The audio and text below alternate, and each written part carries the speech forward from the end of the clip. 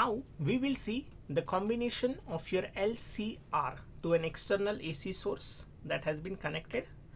So what is going to, just we can say the voltage drop across inductor is VL. So obviously we know that VL is equals to R into XL. For VC is nothing but R into XC, and VR is now obviously we can say that R into R. So in general we know that. So let's say for example the case of your resistor where the current and your voltage, so let's say this is ER, they are in the same phase. Again let's say for example the case of your inductor. So inductor we know that the current is lagging, so the current is lagging. Since it is a series circuit, the same current will flow through the L, R and C. Now again if we just consider the voltage drop across the capacitor where the current is leading by 90 degrees, so this is how we have shown. So let's say at a particular case we can assume your EL is greater than that of your EC. So the resultant voltage, so how we are just going to see, so this external voltage, so this is actually the vector sum. So this is a ER bar plus obviously again you can say that obviously that is nothing but the addition of your, let's say for example your EL minus, this is nothing but your obviously EL minus EC, that is a resultant value that you can just take it over here. So this is again EL minus EC, that is how we can write it down for this particular case over here. So they are nothing but again they are the vectors. Yeah, so let's say this is EL plus EC, you can just say, and then according to sign conventions you can change the things also. So if I'm assuming now this EL, my EL is greater than EC, so definitely your EL minus EC will be in the direction of your EL. So this is one vector EL minus EC, this is your ER, so this is the vector addition. So ER plus this is your EL minus EC, so this is nothing but the resultant. So that you just use the triangle rule and you can find that resultant over here. So let's say that resultant you can say that obviously, so that is how we can just find it out over here. So that is a ER square plus again that is a EL minus EC whole square. Yeah, so that is how we can just write it down, the same thing.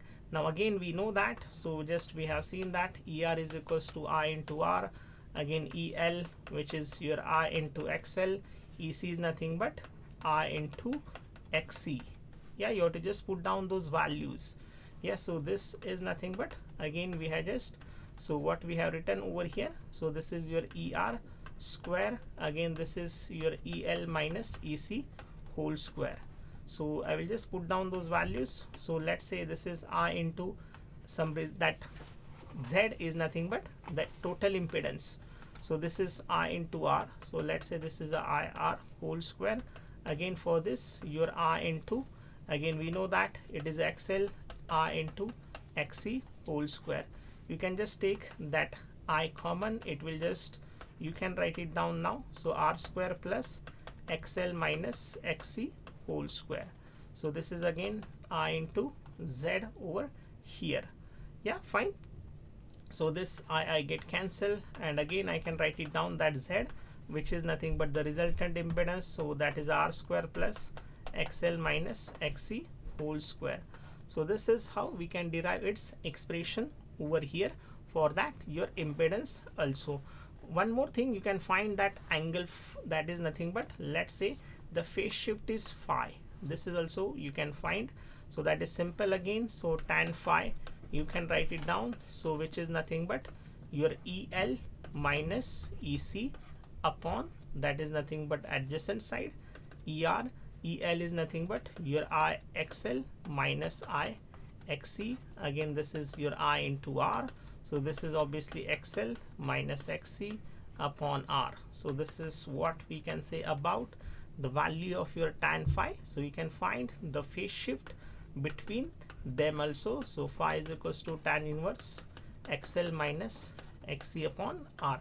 So for this case where we assume that EL is greater than EC, so there might be possibility that in some other case EC is greater than EL. So you have to just take, now this diagram will just get changed.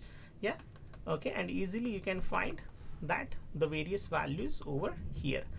So this is how we can find the impedance for this series combination of your LCR, and this external voltage, obviously this is the vector addition. Yeah, this is the vector addition. So that is how we can find the value of your impedance over here.